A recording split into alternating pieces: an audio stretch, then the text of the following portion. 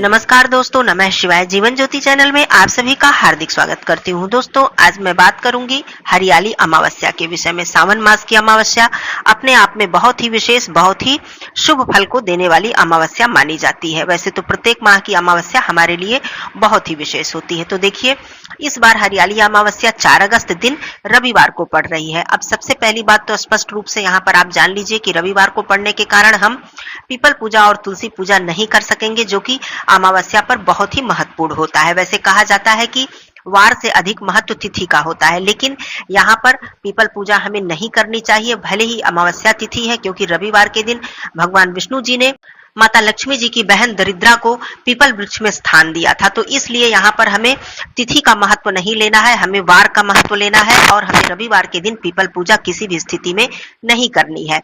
तो ये बात स्पष्ट रूप से जान लीजिए। अब आइए बताती हूँ कि क्या क्या आपको सावन मास की हरियाली अमावस्या पर करने से सब तरह से आपको शुभ फल की प्राप्ति होगी। इस बार की जो हरियाली अमावस्या है दोस्तों, बहुत ही शुभ योगों में हमें प्राप्त हो रही है। रवि पुष्य योग भी प्राप्त हो रहा है, सर्वार्थ सिद्ध योग भी प्राप्त हो रहा है, अमृत योग भी प्राप्त हो रहा है। कहने का मतलब बहुत ही शुभ योगों में हमें यह अमावस्या प्राप्त हो रही है। तो इसमें जो भी कार्य आप करेंगे उसका अधिक से अधिक फल आपको प्राप्त होने वाला है।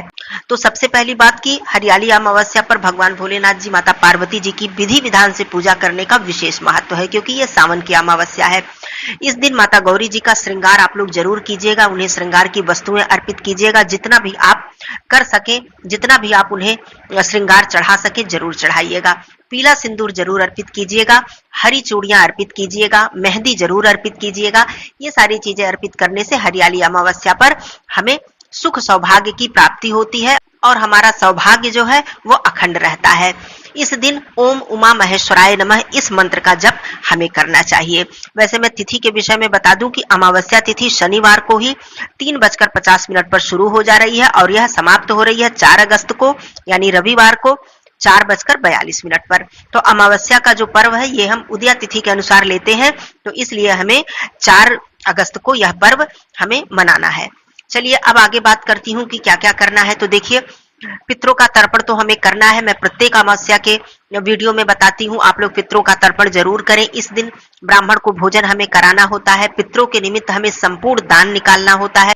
माता लक्ष्मी जी और भगवान विष्णु जी की इस दिन विधि विधान से पूजा करनी चाहिए हमें। और दूसरी चीज, सूर्य देव भगवान जी को जल चढ़ाते समय हमें जल में काला तिल अवश्य डालना चाहिए। आप स्नान जब करें तो अपने स्नान के जल में भी काला तिल या फिर गंगा जल जरूर डालें। इस दिन जब हम दान करते हैं, मतलब संपूर्ण अनाज का दान करते हैं, तो इस दिन श्रृंगार की सामग्री का दान करना भी बहुत ही शुभ होता है। आप लोग जितनी भी श्रृंगार की वस्तुएं दान कर सके जरूर करें, इससे सुहागिन स्त्रियों का सौभाग्य बढ़ता है। दूसरी चीज, इस दिन माताएं बहनें अपनी मांग में पीला सिंदूर जरूर लगाएं, पैरों में महावर जरूर लगाएं, हाथों में मेहंदी लगाएं और बाल नहीं धुलना होता है। बाल धुलने की मनाही है, लेकिन श्रृंगार करने की बिल्कुल मनाही नहीं होती है।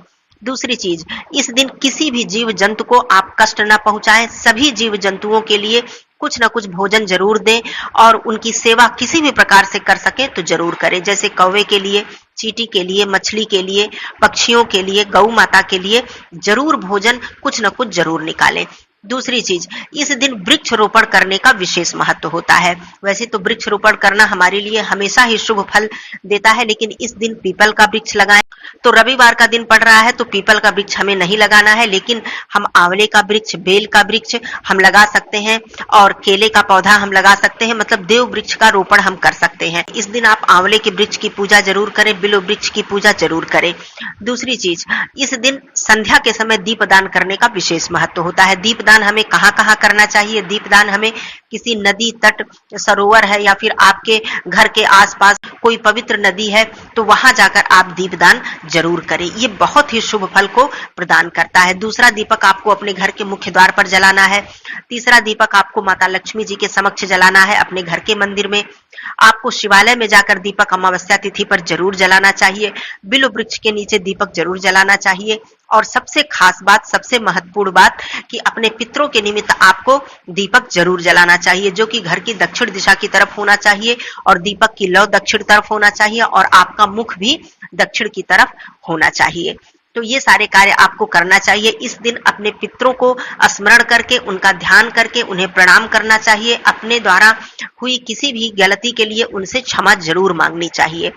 द्वार पर कोई भी किसी रूप में आ जाता है, उसकी मदद जरूर करनी चाहिए। उसे भोजन, पानी, जो भी हो सके आर्थिक मदद जरूर करनी चाहिए। कहा जाता है कि पितृ किसी न किसी रूप में अमावस्या तिथि पर धरती पर विचरण करते हैं, तो इसलिए कभी किसी को कष्ट ना पहुंचाएं। इस दिन जीव जंतु को कष्ट ना पहुंचाएं, किसी मनुष्य, किसी दुर्बल, किसी असहाय को कष्ट ना पहुंचाएं। कहने का मतलब है अमावस्या तिथि पर जितने आप कर सके अच्छे कर्म करें। बुरे कर्म यदि करेंगे तो हमारे पितृ उसे देखते हैं और उन्हें कष्ट होता है, और जब पितरों को कष्ट होता है तो कहीं ना कहीं उसका अशुभ परिणाम हमें भोगना पड़ता है। तो इसलिए हरियाली अमावस्या हो या फिर कोई अमावस्या हो, आपको इन सारी बातों का ध्यान जरूर देना चाहिए। बात आती है हरियाली अमावस्या पर, क्योंकि ये सावन में पड़ती है, तो सावन में भगवान शिव जी की पूजा विशेष महत्व रखती है। हरियाली अमावस्या पर आप पंचामृत से भगवान शिव जी का अभिषेक करें तो ये बहुत ही उत्तम है। इस दिन भगवान शिव जी को काले तिल आप जरूर अर्पित करें। काले तिल का दान कर सकते हैं, काले कंबल का दान कर सकते हैं, जूते चप्पल का दान कर सकते हैं। हरियाली अमावस्या पर इन सारी वस्तुओं का भी दान करना बहुत ही शुभ माना जाता है। वैसे संपूर्ण सीधा का दान तो हमें करना ही चाहिए, साथ में दक्षिणा जरूर रखिएगा। किसी भी सुहागिन स्त्री को आप श्रृंगार की वस्तुएं दान में दे सकते हैं। वैसे दान के लिए मैंने श्रृंगार की वस्तुएं पहले भी बताई है। तो ये सारे कार्य आप लोग अमावस्या पर कर लीजिएगा। अब देखिए, आपके घर में भले ही कोई मांस मदिरा का सेवन करता हो, लेकिन अमावस्या तिथि पर भूल कर भी आप अपने घर में इन सब चीजों का प्रवेश भी न होने दे। वैसे सावन मास है, तो जिनके घर में मांस, मछली इत्यादि बनता भी होगा तो पूरे सावन मास में सभी लोग नहीं खाते हैं, और बहुत से लोग हो सकता है खाते हो। तो अमावस्या तिथि पर, पूर्णिमा तिथि पर इन बातों का ध्यान आपको जरूर देना चाहिए, क्योंकि यदि आप अमावस्या तिथि पर मांस, मदिरा या तामसिक भोजन का सेवन करते हैं तो इसका बहुत ही अशुभ परिणाम आपको भोगना पड़ता है। तो इसी तरह से दोस्तों, ये सारे कार्य करके हमारे जो पाप हैं, हमारे जो जन्म जन्मांतर के बुरे कर्म हैं, जाने अनजाने में जो भी हमसे भूल होती है, पाप होते हैं, वो क्षमा होते हैं, वो धीरे धीरे कटते हैं, पितृ प्रसन्न होते हैं, तो हमें देवी देवताओं का भी आशीर्वाद प्राप्त होता है।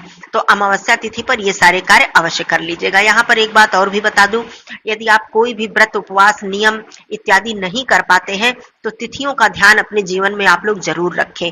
केवल तिथियों का ध्यान रखने से ही आपके जीवन में बहुत सारी चीजें सही होने लगेंगी, बदलाव आने लगेगा। कैसे ध्यान रखना है? जैसे कि एकादशी तिथि आती है, द्वादशी है, प्रदोष है, चतुर्दशी है, अमावस्या है, पूर्णिमा है। ये सारी तिथियां दोस्तों बहुत ही पवित्र और बहुत ही पावन तिथि होती है। तो आप भले ही बहुत ज्यादा पूजा पाठ, व्रत, उपवास नहीं कर पाते, कोई बात नहीं, लेकिन इन तिथियों के जो नियम होते हैं कि इन तिथियों पर हमें तामसिक भोजन का त्याग करना चाहिए, इन तिथियों पर हमें अच्छे कर्म करने चाहिए, दान इत्यादि देना चाहिए, किसी की मदद करनी चाहिए, अपने पितरों का ध्यान करना चाहिए, पूर्णिमा तिथि पर माता लक्ष्मी जी का स्वागत करना चाहिए, दहलीज पूजन करना चाहिए। तो कहने का मतलब तिथियों का ध्यान दीजिए। अपनी तिथि, इन सारी पवित्र तिथियों पर कभी भी मांस, मदिरा इत्यादि का सेवन मत कीजिए, अच्छे कर्म कीजिए, कुछ दान इत्यादि ही कर दीजिए अगर पूजा पाठ नहीं कर पाते हैं। तो ये सारी चीजें करने से भी आपके जीवन में धीरे धीरे बदलाव आना शुरू हो जाता है, नकारात्मक चीजें आपके घर से दूर होने लगती हैं। तो ये सारे कार्य करके अपने पितरों का आप लोग आशीर्वाद लीजिए।